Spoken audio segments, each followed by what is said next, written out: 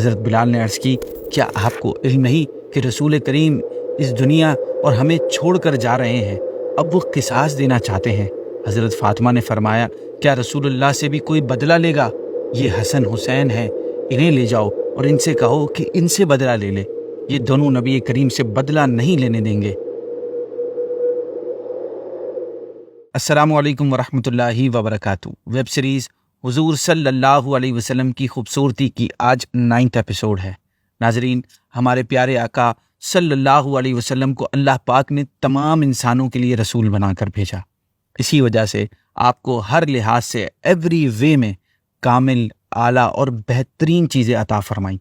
اسی طرح آپ کے جسم مبارک بھی تمام کائنات کے تمام جسموں میں سب سے بڑھ کر حسین و جمیل اور بیوٹیفل ہے۔ آپ کے جسم مبارک کا ہر حصہ اپنی آب و تاب اور چمک میں سب سے اعلیٰ ہے۔ انہی جسمانی اعضاء میں سے ایک عضو، ایک باڈی پارٹ آپ کا شکم یعنی پیٹ مبارک ہے۔ آج ہم نبی کریم صلی اللہ علیہ وسلم کے پیٹ مبارک کے بارے میں سنیں گے۔ ایپیسوڈ میں جتنی بھی قرآنی آیات یا روایات بیان کی جا رہی ہیں، ان کے ریفرنسز آپ کو ویڈیو کی ڈسکرپشن میں مل جائیں گے، آپ دیکھ سکتے ہیں۔ ناظرین، رسول کریم صلی اللہ علیہ وسلم کا پیٹ مبارک سینے کے برابر تھا، بڑا ہوا نہیں تھا، جو کہ مردانہ حسن کے لیے اہم ترین چیز سمجھی جاتی ہے۔ چنانچہ اس حوالے سے صحابی رسول حضرت ہند بن ابی حالہ رضی اللہ تعالیٰ عنہ بیان کرتے ہیں کہ حضور کا پیٹ اور سینہ مبارک برابر تھا۔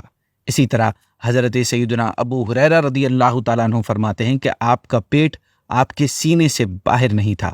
آپ کا پیٹ ریشم کی طرح نرم و ملائم اور چاندی کی طرح سفید تھا۔ یہی وہ پیٹ تھا جو اپنے مولا کی رضا کی خاطر کئی کئی دن تک خالی رہتا، اور آپ کبھی کبھی اس پر پتھر باندھ لیتے تھے تاکہ کمر سیدھی رہے۔ حضرت معبد بیان کرتی ہیں کہ آپ کے پہلو یعنی سائیڈز نہایت پتلی اور باریک تھیں۔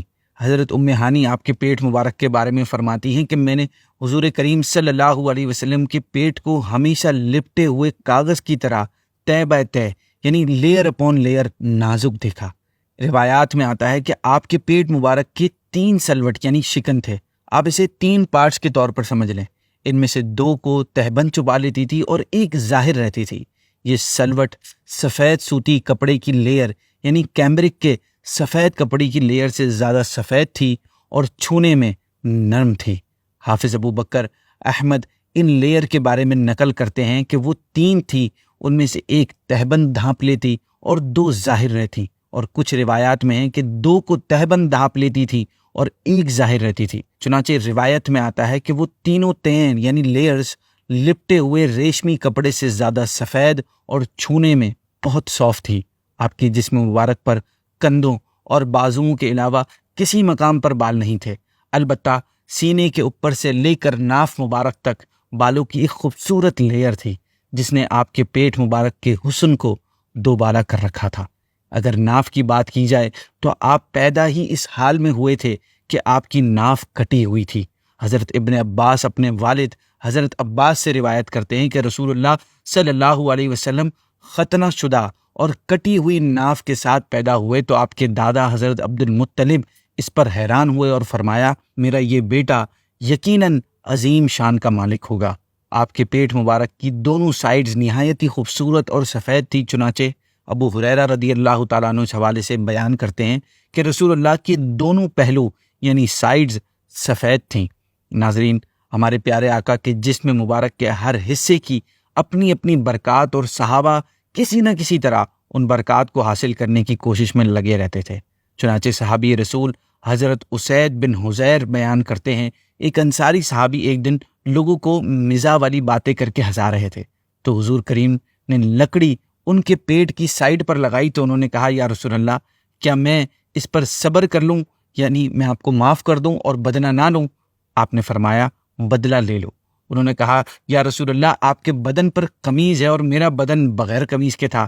چنانچہ آپ صلی اللہ علیہ وسلم نے اپنی قمیض اتار دی۔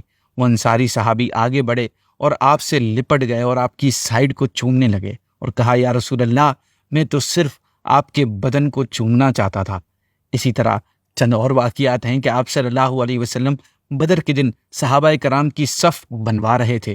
آپ کے ہاتھ میں اس وقت ایک تیر تھا جس کے اشارے سے آپ صحابہ کی صفیں سیدھی فرما رہے تھے۔ آپ حضرت سبات کے پاس سے گزرے، وہ صف سے کچھ آگے نکلے کھڑے ہوئے تھے۔ حضور نے اس تیر سے ان کے پیٹ پر ہلکی سی چوٹ لگائی اور فرمایا، اے سبات سیدھے ہو جاؤ۔ وہ کہنے لگے، یا رسول اللہ مجھے درد ہوا ہے اور اللہ پاک نے آپ کو حق و انصاف کے ساتھ بھیجا ہے، بس مجھے اس چوٹ کا بدلہ دیجیے۔ رسول اللہ نے فوراً اپنے پیٹ مبارک سے قمیض اٹھا دی اور فرمایا، آؤ بدلہ لے لو۔ انہوں نے لپک کر حضور کو گلے لگایا اور پیٹ مبارک کو چوم لیا۔ نبی کریم نے پوچھا، اے سبات تم نے ایسا کیوں کیا؟ انہوں نے عرض کیا، رسول اللہ جو معاملہ ہمارے سامنے ہے وہ آپ جانتے ہیں، یعنی دشمنوں سے جنگ ہے، مقابلہ سخت ہے، زندگی کا کچھ پتہ نہیں۔ میری یہ خواہش تھی کہ اس دنیا سے رخصت ہوتے وقت میری اسکن آپ کی اسکن سے ٹچ ہو جائے۔ اس پر رسول اللہ صلی اللہ علیہ وسلم نے انہیں دعائے خیر سے نوازا۔ ایک اور بڑا انٹرسٹنگ واقعہ آپ کو سناتا ہوں کہ جب سورۃ اذا جاء نصر اللہ والفتح نازل ہوئی تو نبی کریم نے فرمایا، اے جبرائیل میری وفات کی آواز آ گئی ہے۔ جبرائیل نے عرض کیا، رسول اللہ آخرت آپ کے لیے دنیا سے بہتر ہے اور ان قریب آپ کا رب عطا کرے گا تو آپ راضی ہو جائیں گے۔ تو نبی کریم نے حضرت بلال کو حکم فرمایا کہ نماز کے لیے اذان دو۔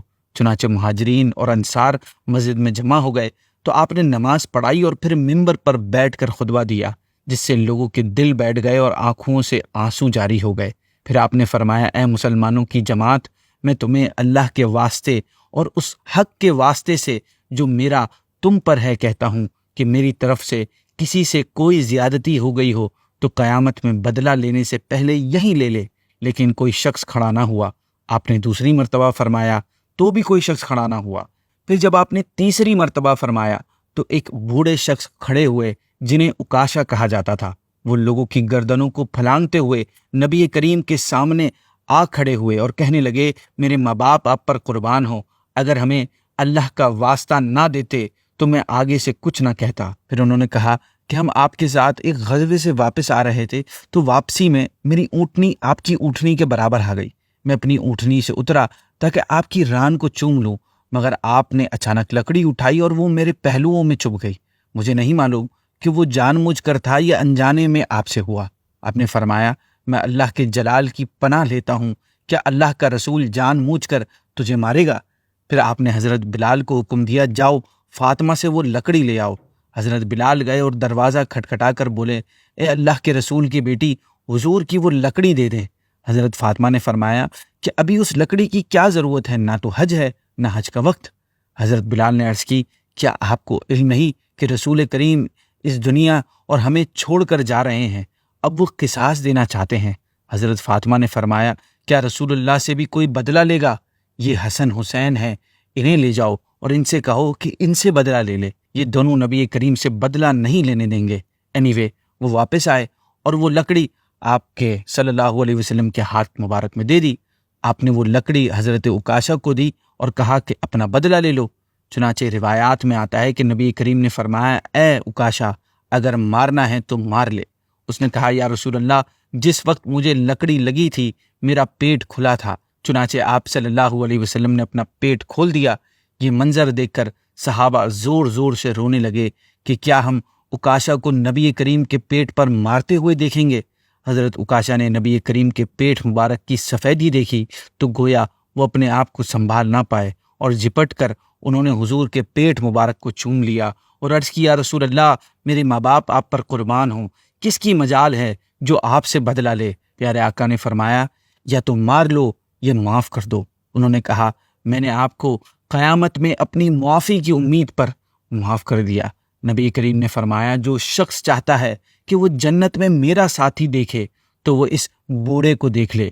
چنانچہ مسلمان کھڑے ہو کر حضرت اکاشا کی آنکھوں کے درمیان انہیں چومنے لگے اور مبارک ہو کے ساتھ کہتے جاتے کہ تم نے بہت بلند درجے اور رسول کریم صلی اللہ علیہ وسلم کا ساتھ پا لیا ہے۔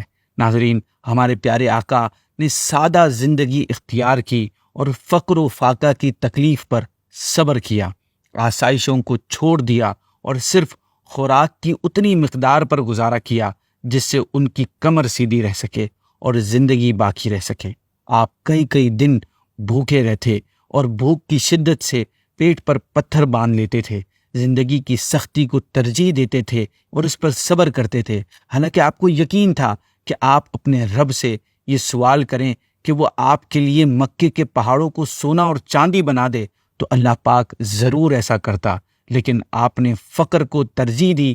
چنانچہ امام بخاری اس حوالے سے روایت نقل کرتے ہیں کہ ام المؤمنین عائشہ صدیقہ رضی اللہ تعالیٰ عنہا بیان کرتی ہیں کہ جب سے نبی کریم صلی اللہ علیہ وسلم مدینے آئے، کبھی آل محمد نے مسلسل 3 دن تک گندم کا کھانا یعنی روٹی پیٹ بھر کر نہیں کھائی، یہاں تک کہ آپ دنیا سے پردہ فرما گئے۔ کبھی کبھی کمر کو سیدھا رکھنے کے لیے آپ پیٹ مبارک پر پتھر باندھ لیتے تھے، ایس پر نیڈ کبھی 1 کبھی 2۔ چنانچہ حضرت ابو طلحہ بیان کرتے ہیں کہ ایک موقع پر صحابہ کرام نے بھوک کی وجہ سے اپنے اپنے پیٹ پر پتھر باندھ لیے۔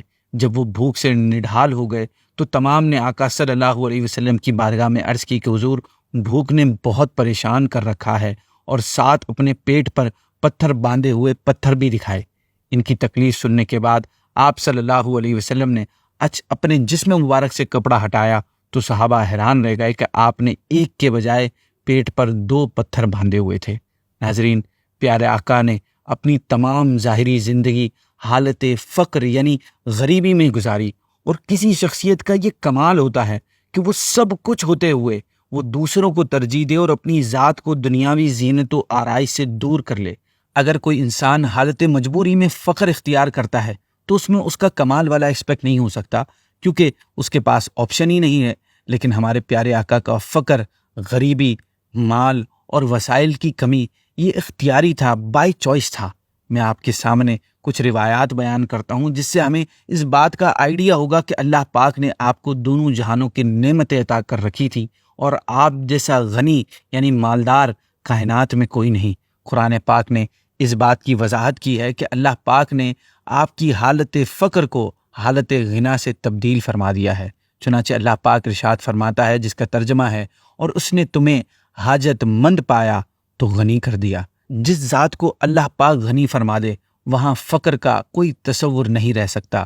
حضرت ابو امامہ سے روایت ہے کہ نبی کریم نے ارشاد فرمایا کہ مجھے میرے رب نے فرمایا، اے محبوب، اگر آپ چاہیں تو آپ کے لیے میں مکی کی تمام زمین سونے کی بنا دوں، لیکن میں نے عرض کی، میرے پروردگار، میں اپنے لیے یہ نہیں مانگتا، بلکہ میں ایسی غریبی کی حالت میں رہنا پسند کرتا ہوں کہ ایک دن پیٹ بھر کے کھاؤں اور ایک دن بھوکا رہوں، پھر جب مجھے بھوک لگے تو تجھے یاد کروں، تیرے سامنے عاجزی و گریہ زاری کروں، اور جب تیری طرف سے مجھے کھانا ملے اور میرا پیٹ بھرے تو میں تیری حمد کروں اور تیرا شکر ادا کروں۔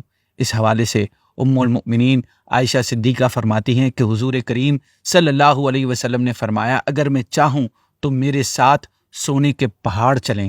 اس طرح ایک اور روایت کے الفاظ ہیں کہ آپ فرماتے ہیں، اللہ کی قسم، اگر میں چاہوں تو اللہ پاک میرے ساتھ سونے اور چاندی کے پہاڑ کر دے۔ ناظرین، کتاب اور سنت کی ان واضح فرامین کی روشنی میں علماء کرام فرماتے ہیں کہ آپ کا فقر اور پھر اس کے تحت جتنے معاملات ہیں، بھوکا رہنا، پیٹ پہ پتھر باندھنا، یہ سب آپ کی چوائس سے تھا، آپ اس میں مجبور نہیں تھے، کیونکہ آپ تو زمین و آسمان کے خزانوں کے مالک ہیں۔ بہت بڑے عالم دین اور زبردست عاشق رسول امام احمد رضا خان کا ایک شعر ہے، لکھتے ہیں، کل جہاں ملک اور جو کی روٹی غذا، اس شکم کی قناعت پہ لاکھوں سلام۔ سارا جہاں جن کی ملکیت اور اختیار میں ہیں، ان کی غذا کی سادگی کا یہ عالم تھا کہ جو کی روٹی پر گزارا کیا کرتے تھے، ان کی شکم اطہر کی قناعت پر لاکھوں سلام ہو۔ اسی کے ساتھ آج کی ایپیسوڈ کو اینڈ کرتے ہیں۔ نیکسٹ ایپیسوڈ میں ہم حضور صلی اللہ علیہ وسلم کے ہاتھ مبارک پر بات چیت کریں گے۔ اگر آپ کو ہماری ویڈیوز پسند آ رہی ہیں تو اپنے دوستوں کے ساتھ اسے شیئر کریں اور کمنٹ سیکشن میں جا کر اپنا فیڈ بیک بھی دے سکتے ہیں۔ جزاک اللہ۔ السلام علیکم ورحمۃ اللہ وبرکاتہ۔